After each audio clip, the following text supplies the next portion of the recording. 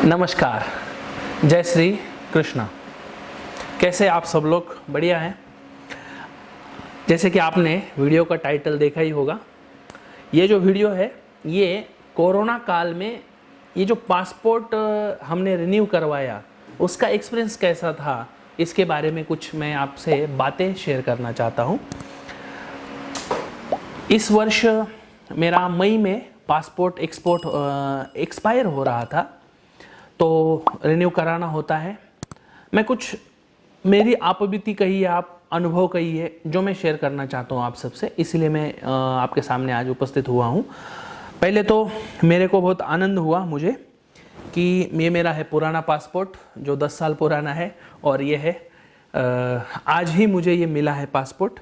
तो मैंने बोला सबको आपको गुड न्यूज़ में दे दूँ, ताकि कोरोना अब ख़त्म होने जा रहा है तो कहीं निकलेंगे बाहर। ट्रैवलिंग ब्रदर्स का जो यूट्यूब चैनल का काम हुआ है शुरू, तो बाहर जाएंगे कहीं, आपको भी प्लेस की जानकारी दूंगा, मैं भी देखूंगा, है ना। सोचेंगे कुछ जाने का, कुछ करने का। तो पहला जो पासपोर्ट था मेरा, ये कम, इसके पेज कम थे, मतलब मेरे ख्याल से 20-25 पेज होंगे, 30 पेज का था। ये जो पासपोर्ट है ये मैंने 60 पेज का मंगवाया, मतलब ये उसको जंबो बोलते, जंबो पासपोर्ट आया ये। तो प्रोसेस क्या होती है, कोरोना काल चल रहा था इसलिए मैंने पहले तो ऑनलाइन गया कि पासपोर्ट रिन्यू करवाना है वगैरह वगैरह। तो एक साइट आई, एक साइट पर पहले पासपोर्ट के लिए हमने रजिस्ट्रेशन किया और पेमेंट भी कर दिया। पेमेंट होने के बाद पता चला कि वो एक्चुअली ओरिजिनल साइट नहीं थी, वो थी किसी एजेंसी की साइट थी, और उसको नाम उन्होंने वैसा ही दिया था, पासपोर्ट बोल के।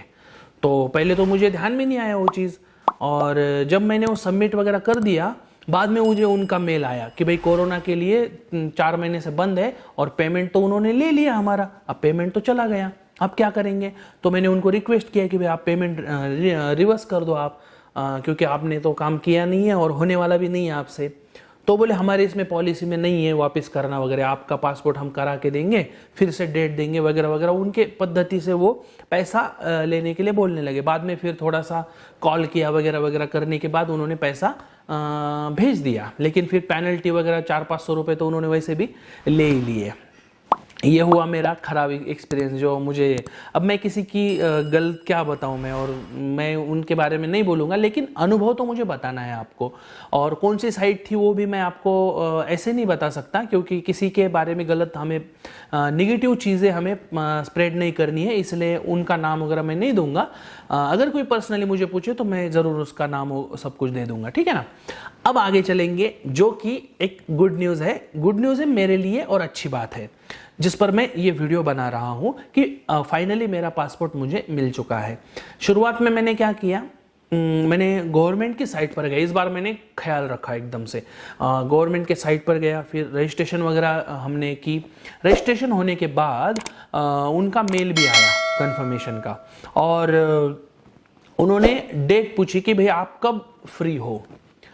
अब औरंगाबाद में, महाराष्ट्र औरंगाबाद में तो पासपोर्ट ऑफिस बंद थे उस समय पे, अभी भी शायद बंद ही है, अभी खुलेंगे कुछ दिन बाद। तो मुझे उन्होंने 2 जगह के नाम बताए कि भाई आप एक तो ठाणे, मतलब बॉम्बे के पास जो ठाणे है वहाँ का ऑफिस चूज़ कर लीजिए, या तो आप नासिक का ऑफिस चूज़ कर लीजिए। तो अब अपना जो आधार कार्ड होता है उसका जो पिन कोड होता है, उस पिन कोड के आधार पर हमें एरिया डिवाइड किए हुए पासपोर्ट के लिए। तो हमें नासिक का मैंने चॉइस किया, और फिर नासिक में हम पासपोर्ट निकालने के लिए चले गए। और नासिक में जाते वक्त आपने पिछले वीडियो में देखा ही होगा कि सुकेना के स्थानों पर जाते हुए मैंने वीडियो में बोला है कि मैं पासपोर्ट रिन्यू कराने के लिए जा रहा हूँ।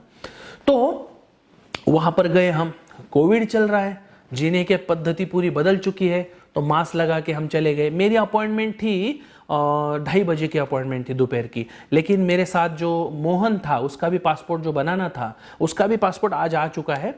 तो हम गए, उसका अपॉइंटमेंट मेरे बाद में लिया है, मतलब पहले मेरा फॉर्म फिलअप किया, मेरी अपॉइंटमेंट आ गई 2:30 बजे और उसकी अपॉइंटमेंट आ गई सुबह 11 बजे। ये उल्टा क्यों हुआ ये मुझे पता नहीं चला, भाई ऐसा क्यों हुआ, क्योंकि मैंने अगर पहले फॉर्म भरा है तो मेरा पहले आना चाहिए, बाद में आने का कोई काम ही नहीं है, और उसका बाद में आना चाहिए, लेकिन उल्टा हुआ, उसका पहले है मेरा बाद में है। तो फिर हम चले गए साथ में, वहाँ पे जाने के बाद उन्होंने भाई सबसे पहले हम सुबह 11 बजे वहाँ पहुँचे। 11 बजे पहुँचने के बाद उन्होंने डॉक्यूमेंट्स वगैरह देखे, लेकिन नासिक का जो ऑफिस के जो कर्मचारी लोग थे, जो भी वहाँ के जो सब लोग थे, बहुत ही कोऑपरेटिव लोग थे, बहुत ही ज़्यादा।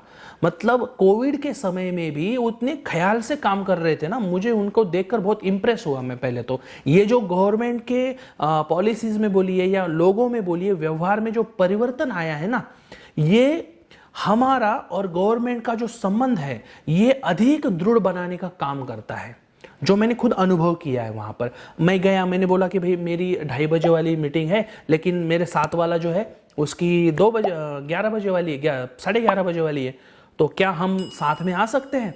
वो बोले महाराज जी आप आ सकते हो, कोई प्रॉब्लम नहीं है, आप बस क्यू में खड़े हो जाइए, अंतर बना के रखिए और क्यू में खड़े रहिए।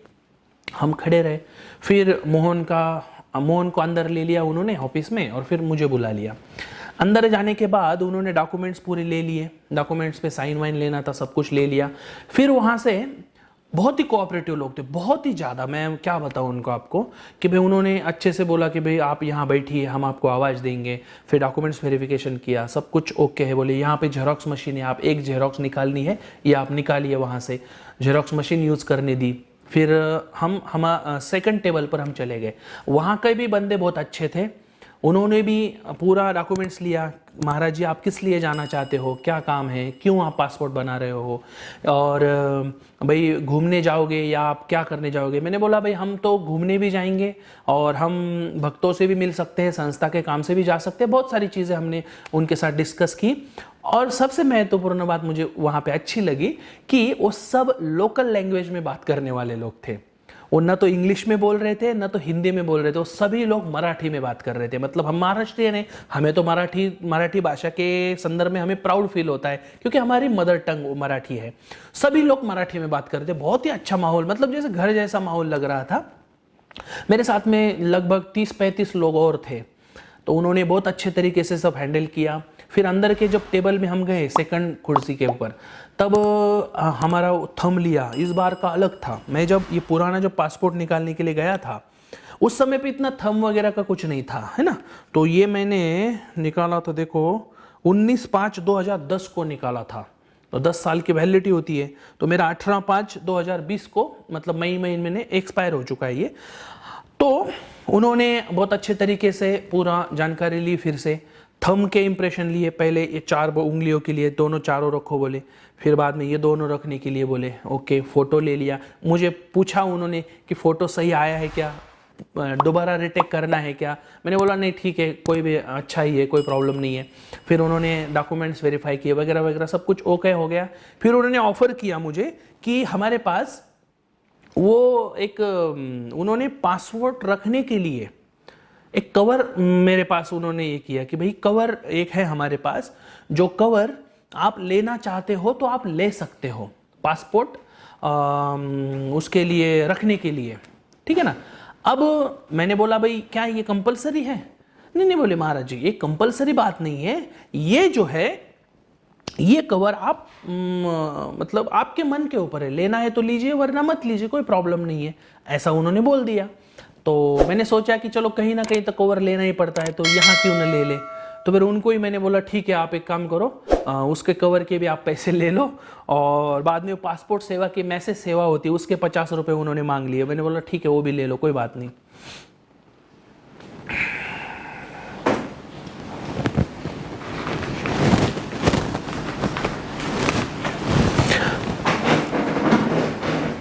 तो फिर उन्होंने वो कवर भी दे दिया, ये वाला कवर था वो, ये वाला कवर हमने ले लिया। इसमें ऐसा पासपोर्ट बैठेगा और ऐसा पासपोर्ट रहेगा, इसमें एटीएम कार्ड वगैरह रहेंगे, बाकी पैसे वैसे रखिए, और बढ़िया तरीके का ये कवर है, वाटर प्रूफ है, कोई टेंशन नहीं। मैंने बोला चलो ये ले लेते हम लोग।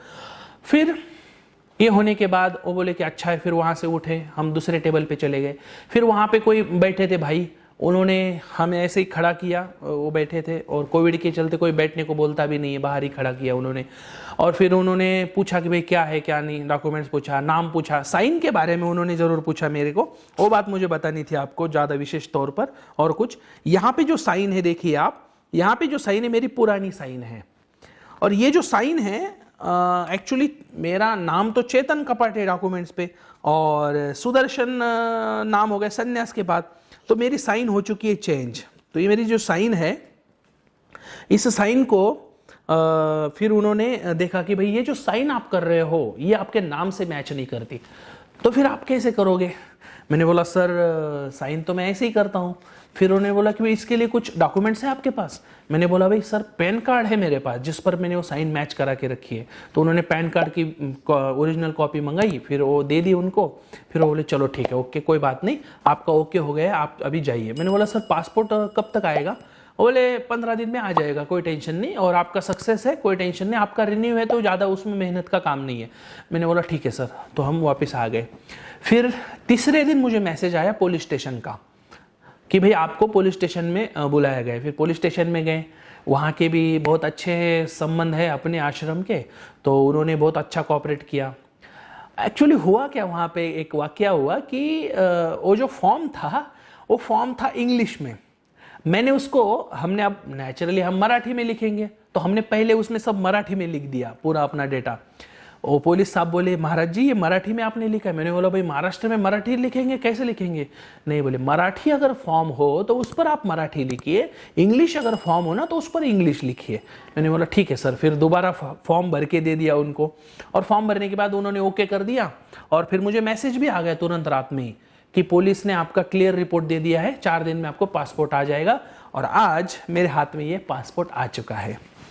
पुराना पासपोर्ट और नया पासपोर्ट के बारे में, जब ये पुराना पासपोर्ट होता है ना, जब आप रिन्यू करवाते हो, उसमें वो ऐसा एक छेद बना देते हैं, एक छेद बना दिया ताकि ये रद्द हो गया, और इस पर वो एक स्टैंप भी लगा देते हैं, देखो रद्द किया और वापस किया, क्षेत्रीय पासपोर्ट कार्यालय बॉम्बे, कैंसल एंड रिटर्न, कि भाई कैंसिल कर दिया हमने और रिटर्न कर दिया। रिटर्न मतलब हमें रिटर्न कर दिया, ऐसा वो बोलते हैं। और नया पासपोर्ट वो जारी करते हैं। पहले पासपोर्ट में केवल एक ही पन्ना था, इस पासपोर्ट में 2 पन्ने आए हुए, एक अलग है और अंदर और एक पन्ना है जिस पर हमारी जानकारी लगी पड़ी है।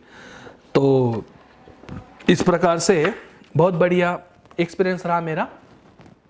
इसमें मैं 2-3 चीजें बताना चाहता हूं। जो कर्मचारी लोगों का, जो काम करने वाले लोग हैं, गवर्नमेंट एम्प्लॉयज, उनका जो बर्ताव हुआ है चेंज, वो चेंज हुआ जो बर्ताव है ना, वो गवर्नमेंट से हमें ज्यादा कनेक्ट करता है, ज्यादा पास में लाता है, जो कि बहुत महत्वपूर्ण है।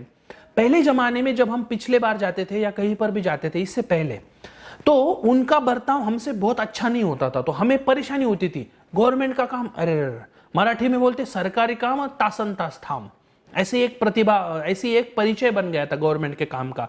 लेकिन अभी नहीं।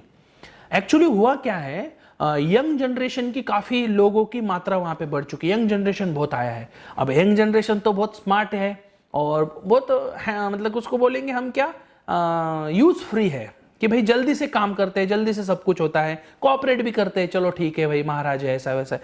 तो मुझे बहुत अच्छा एक्सपीरियंस रहा। अब देखते हैं परमेश्वर कब योग लाएंगे और जल्दी से आपको कहीं बाहर का भी हम कुछ दिखाने के लिए प्रयत्न करेंगे। इसी अनुभव के साथ आज मैं यहीं रुकता हूं।